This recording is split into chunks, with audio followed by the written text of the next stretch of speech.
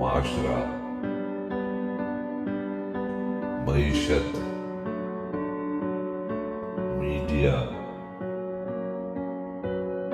مذہب اور ماں۔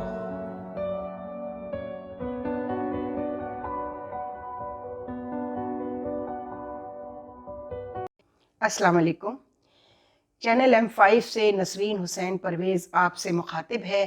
اللہم صلی علی محمد و آل محمد وعجل فرجہم۔ یہ آج کا جو مبارک دن، مبارک رات ہے، آج شب معراج کی رات ہے، اس قدر بڑی رات ہے کہ اس کی فضیلتوں پر جتنی بات کی جائے، جتنی ہماری توفیق ہے، جتنی ہماری نالج ہے، سب کم ہے۔ اس سے کہیں زیادہ فضیلتوں والی اور اس سے کہیں زیادہ اہم رات ہے جتنا ہم جانتے ہیں۔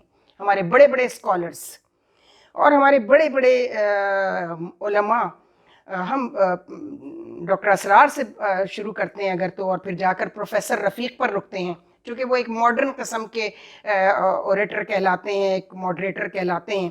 میں ان کو بھی آبزرو کرتی رہتی ہوں اور آج انہی کے حوالے سے بات بھی کرنی ہے۔ مجھے ویسے تو بتانے کی ضرورت نہیں ہے کہ سورہ بنی اسرائیل پہلی آیت کہ اے میرے محبوب، تمہیں میں مسجد الحرام سے لے کے اور مسجد اقصی تک کا سفر ایک پلک جھپکتے میں کرایا اور پھر فجر کے وقت تک واپس آ گئے۔ کیا دیکھا، کون سی تجلی دیکھی، کس سے ملے، یہ سب آپ سوشل میڈیا پہ مختلف اسکول آف تھاٹس جو ہیں ان کے علماء سے اور ان کے اسکالرس سے آپ سنتے رہتے ہیں، بتانے کی ضرورت نہیں۔ گھر میں بھی تربیت کا نظام جہاں اچھا ہے، وہاں والدین اور کلام پاک پڑھانے والے جو لوگ مقرر ہیں ان کو، بچوں کو، وہ بھی بتاتے رہتے ہیں۔ میں آج بات کر رہی ہوں کہ میں نے ابھی دیکھا کہ یہ سدرۃ المنتہا، 7ویں آسمان تک آپ گئے، اور جو ساتھ لے کر گئے ایک خاص مقام پر پہنچ کر حضرت جبرائیل علیہ السلام نے کہا کہ اس سے آگے میں نہیں جا سکتا، اللہ کے محبوب، اللہ کے نبی، میں نہیں جا سکتا، میرے پر جلتے ہیں۔ تو آپ نے کہا ہاں ٹھیک ہے جبرائیل، بس تمہارا یہیں تک کا ساتھ تھا، آگے جس نے بلایا ہے، جس کا مہمان ہوں، وہی لے کے جائے گا۔ اور بہت اس میں اللہ کے نور کا جلوہ، اس میں کوہ طور کا معاملہ بھی آتا ہے۔ حضرت موسیٰ علیہ السلام نہیں برداشت کر سکے۔ اللہ نے کہا موسیٰ چلو، میرا جلوہ دیکھنا چاہتے ہو؟ تو موسیٰ نے فرمائش کی تھی نا، اللہ میں تجھے دیکھنا چاہتا ہوں۔ کہا پھر تمہاری باری بعد میں آئے گی موسیٰ، پہلے پہاڑ پر بھیجتا ہوں اپنا جلوہ۔ تو نہیں برداشت کر سکے حضرت موسیٰ۔ تو کس قدر عالی مرتبت، ختمی مرتبت رسول اللہ صلی اللہ علیہ وآلہ وسلم اللہ نے اپنے محبوب کو بلایا، کسی عام انسان کو نہیں بلایا، کسی اور نبی کو نہیں بلایا ہے، اپنے محبوب کو بلایا ہے۔ اور جب محبوب گھر میں آتا ہے تو اس کا کیسے انداز سے استقبال ہوتا ہے، اس پر اتنا کچھ ہو چکا ہے، بچپن سے لے کے طالب علمی کے زمانے سے لے کے اور آج قبر میں پاؤں جانے تک بہت چیزیں سنی۔ اور کچھ لوگوں نے جنہوں نے کلام پاک کے نزول اور رسالت مآب کے وحی کے نازل ہونے کے بعد سے، اعلان نبوت کے بعد سے ان کے خلاف کام کرنا جن قوتوں نے شروع کر دیا تھا، ان قوتوں نے فتح مکہ کے بعد اسلام تو قبول کر لیا تھا، کچھ نے خوف سے اور کچھ نے اقتدار کے لالچ میں۔ انہوں نے آج کے دن تک اپنے رسول کو نعوذ باللہ ان کو ایک عام انسان ڈکلیئر کرنے میں کوئی کسر نہیں چھوڑی ہے۔ میں پروفیسر رفیق صاحب کی کچھ معاملات سے، اور وہ اس پر مجھ سے کبھی، میں مناظرے کا لفظ استعمال نہیں کرتی، لیکن ہاں اگر وہ بات کرنا چاہیں تو کر سکتے ہیں۔ ان کے بڑے معتقدین ہیں ان کی معلومات کے اور ان کے علم کے، جس میں ہمارے ہارون رشید صاحب بھی شامل ہیں، افتخار عارف صاحب ان کے بڑے گرویدہ ہیں۔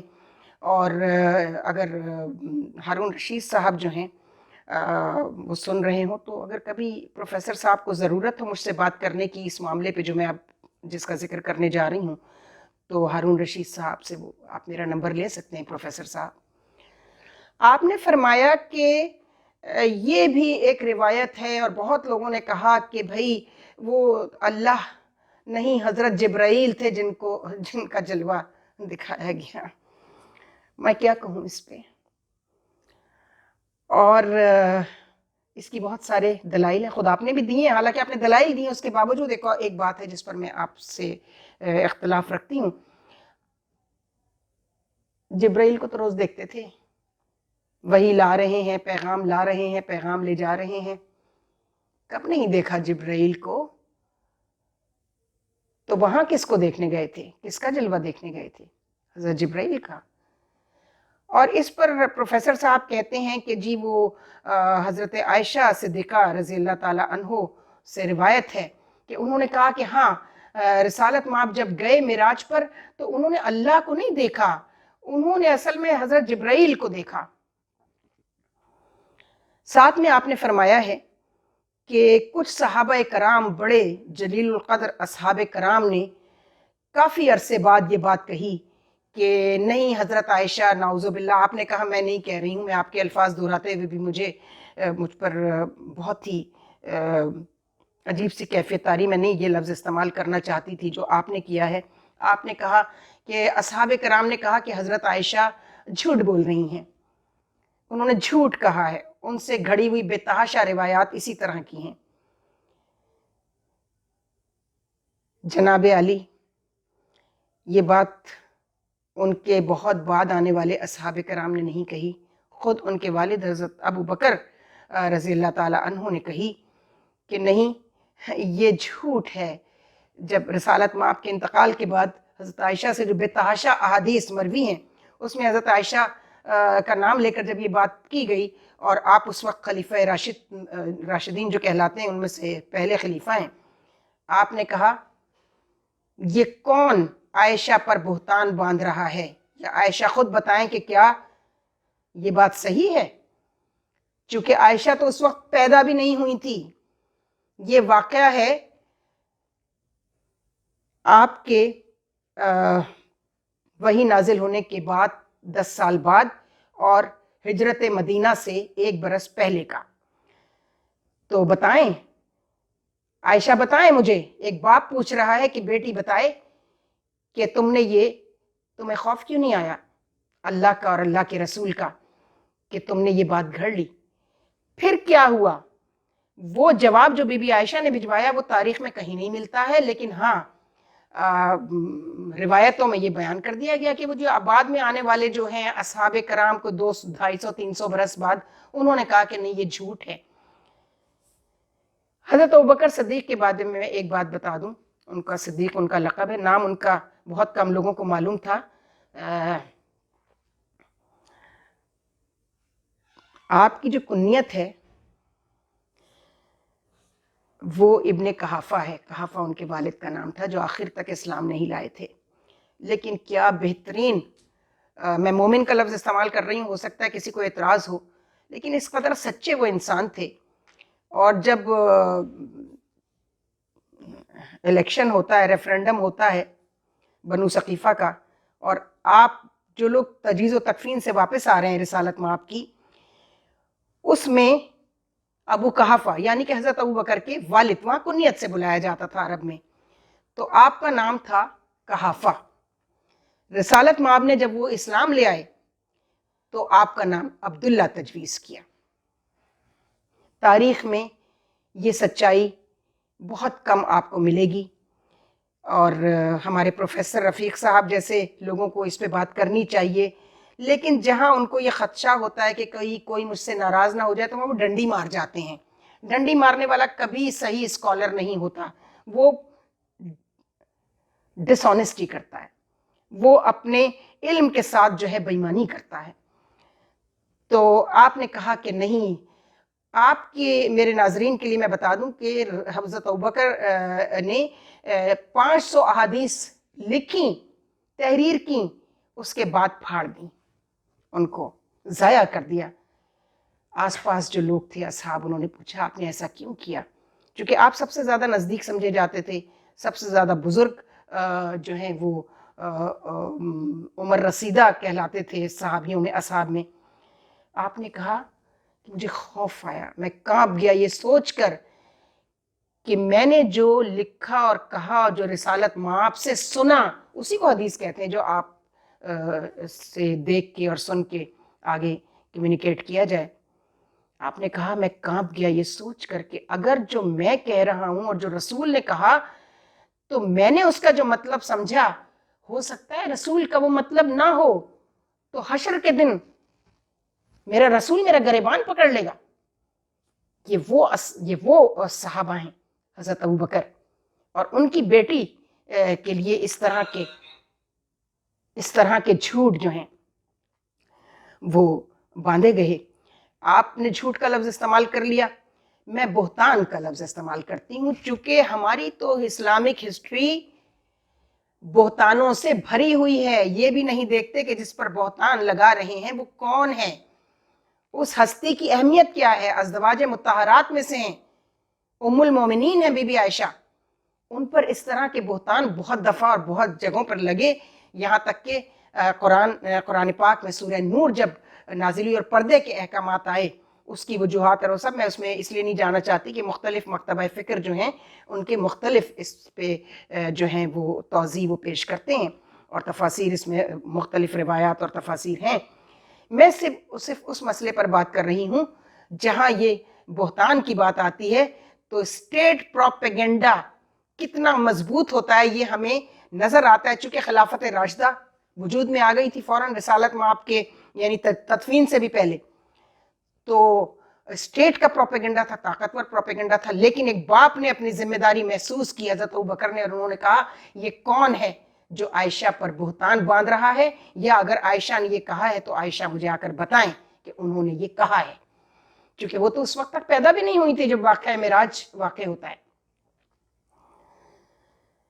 اسٹیٹ کا پروپیگنڈا یہ ہے کہ وہ ام المومنین خدیجۃ الکبریٰ جن کی پوری دولت اسلام کی تحریک پر خرچ ہو گئی اور شاب ابی طالب میں فاقے کاٹے، اس جن کا لقب ہی ملکۃ العرب تھا، عرب کی امیر ترین عورتوں میں سے تھی، اور ان سے جو لوگ شادی کے خواہاں تھے جب رشتے سے انکار کیا گیا، تو جو ہمارے آج آپ دیکھتے ہیں اگر آپ رشتے سے انکار کر دیں، اپنی بیٹی کا رشتہ دینے سے انکار کر دیں، تو پھر جس کو رشتہ نہیں ملتا وہ اگر کوئی کم ظرف اور کمینہ ہے تو وہ کس قسم کے بہتان باندھتا ہے اس لڑکی پر، اس کے والدین پر. تو پہلے تو ان کی عمر میں ڈنڈی ماری گئی کہ 40 سال کی تھیں، نہیں آپ صرف 27 برس کی تھیں. دوسری بات کی گئی کہ جی وہ تو بیوہ تھیں. پھر کچھ اور بھاگے بڑے اور نعوذ باللہ کہا گیا 2 دفعہ شادی ہوئی تھی ان کی، 2 دفعہ بیوہ ہوئی. میں اس پر کچھ نہیں کہنا چاہتی. اسٹیٹ کا پروپیگنڈا ہمیشہ طاقتور ہوتا ہے اگر اس کے مقابل کوئی اور خبر رساں ایجنسی موجود نہ ہو. یہی کچھ کوفے میں ہوتا ہے، کربلا میں ہوتا ہے کہ جب سارے شہداء جو ہیں وہ ان کو قتل کر دیا جاتا ہے کربلا میں، اور ان کے اعزاء و اقرباء کو قید کر لیا جاتا ہے. تو اسٹیٹ کا پروپیگنڈا کیا تھا کہ جناب کچھ غدار آئے تھے جو یزید کا تخت الٹنا چاہتے تھے، تو ان غداروں کو قتل کر دیا گیا اور ان کے اعزاء و اقرباء کو قید کر لیا گیا. 1 سال تک یہ پروپیگنڈا زور پکڑتا گیا اور لوگوں نے پھر پرواہ بھی نہیں کی. اچھا ٹھیک ہے، اگر وہ بھی جو دل میں محبت رکھتے تھے اپنے رسول اور ان کے نواسوں کی، اور جن کو پتہ چل گیا تھا، جیسے ہمارے یہاں آج کل پتہ چل جاتا ہے لوگوں کو کہ سچ کیا ہے، اور چونکہ سوشل میڈیا موجود ہے، دوسرا میڈیا، دوسرے ذرائع دنیا میں ذرائع ابلاغ موجود ہیں، تو اور کوئی پہلے نہیں بتاتا تھا، بی بی سی بتا دیتا تھا، آل انڈیا ریڈیو بتا دیتا تھا، دوسرے ریڈیو سیلون بتا دیتا تھا. بہت ساری چیزیں ایسی تھیں جو دنیا کے ابلاغ سے پتہ چل جاتی تھیں. لیکن اس وقت پتہ تو چلنا شروع ہو گیا تھا، لیکن لوگ حکومت ظالم اور انتہائی سفاک حکومتوں کے ظلم سے واقف تھیں، وہ خاموش تھیں. پھر جب بی بی زینب آتی ہیں سلام اللہ علیہا اور دربار یزید میں اپنا خطبہ دیتی ہیں، اس وقت لوگوں کو پتہ چلتا ہے کہ کون قتل ہوا ہے اور کس کے اعزاء و اقرباء قید ہیں. دربار میں بغاوت پھیل جاتی ہے، چونکہ جو یزید کی سپاہ تھی ان میں سے بھی بیشتر لوگوں کو نہیں معلوم تھا کہ ہم سے کیا کام لیا جا رہا ہے، کون ہے جن کو قتل کیا جا رہا ہے. تو جب یہ سچ کھلتا ہے سامنے تو بغاوت پھیل جاتی ہے، یزید کے خلاف بغاوت ہونے لگتی ہے. تو وہی مشیر جیسے آج مشیر ہے ویسے ہی مشیر ہمیشہ سے ہیں اسلام میں. انہوں نے مشورہ دیا کہ اذانیں دلوانا شروع کر دو تاکہ اذانوں کے شور میں بی بی زینب کی آواز دب جائے. لیکن جو آواز اللہ نے دبانے کے لیے نہیں اٹھوائی تھی وہ آج کے دن تک نہیں دب سکی اور وہ آشکار ہو چکی ہے. اور میڈیا کی مہربانی ہے. یہ میڈیا اسی لیے تو میں کہتی ہوں سورہ رحمان میں علامہ البیان کمیونیکیشن میڈیا بتائے گا کہ سچ کیا تھا، چاہے 1400 برس بعد بتائے چاہے اس کے بھی بعد بتائے، قیامت کے قریب بتائے. تو قیامت کی نشانیاں تو پوری ہونی شروع ہو گئی ہیں. یہ وہ والی نہیں ہے جو عوریہ جان مقبول آپ کو قیامت کی نشانیاں بتاتے ہیں، وہ نہیں ہے. یہ کوئی کچھ اور نشانیاں ہیں جو صرف صاحبان علم، صاحبان ظرف اور وہ آنکھ رکھتے ہیں جو آنکھ حقائق کو دیکھ لیتی ہے، اور جو بصارت اور سماعت وہ رکھتے ہیں جو سن بھی لیتے ہیں اور دیکھ بھی لیتے ہیں اور سمجھ بھی لیتے ہیں. تو یہاں تو ہر شخص اسکالر ہے. ہر مولوی 4 سپارے پڑھ کے فتوے دینا شروع کر دیتا ہے، تفسیریں لکھنا شروع کر دیتا ہے. اور اب تو ماشاءاللہ یہ مائک اور کیمرہ ہاتھ میں آ گیا ہے تو ہمارے پاس عوریہ جان مقبول جیسے لوگ بھی ہیں جو بڑا جن کا مطالعہ ہے، میں مانتی ہوں، اور صاف ستھرے آدمی بھی اپنی سرکاری نوکری میں رہے ہیں، کوئی داغ دبا نہیں ہے ان پر. لیکن یہی کافی نہیں ہوتا. انٹلیکچوئل ڈس آنیسٹی سے بڑی کوئی ڈس آنیسٹی نہیں ہوتی، یہ یاد رکھیے گا عوریہ مقبول جان صاحب. اور یہ جو اب پچھلے 1 مہینے سے میں دیکھ رہی ہوں، 2 مہینے بلکہ ہو گئے، لیکن اب زیادہ آپ بہت پرواز کر رہے ہیں.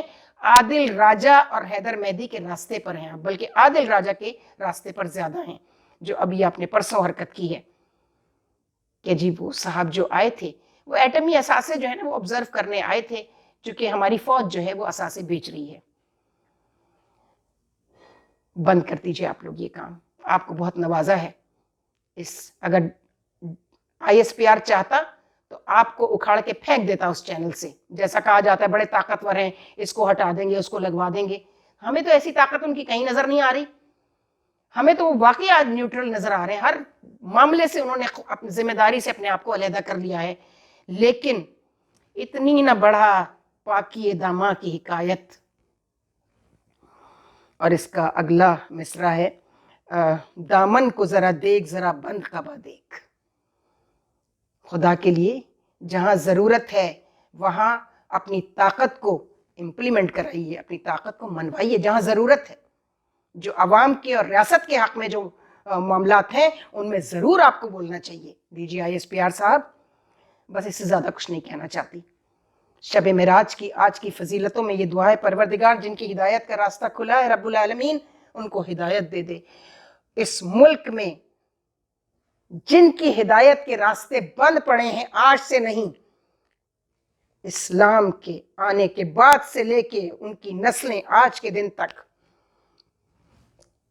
ان کو غرق کر دے اور ان کا ایسا بھیانک انجام ہو کہ لوگ ان کے انجام سے عبرت حاصل کریں. چونکہ ان کی تو ہدایت کا راستہ بند پڑا ہے نا، جن کا کھلا ہے راستہ، پروردگار ان کو ہدایت دے. اور وہ سچ اور جھوٹ کے درمیان ایک باریک سی لکیر بھی آ جاتی ہے، وہی ڈس آنیسٹی، انٹلیکچوئل ڈس آنیسٹی، اس لکیر کو پار کروا دے. خدا حافظ. افسانۂ ہستی ہم اپنے آقا کو سنائے جاتے ہیں.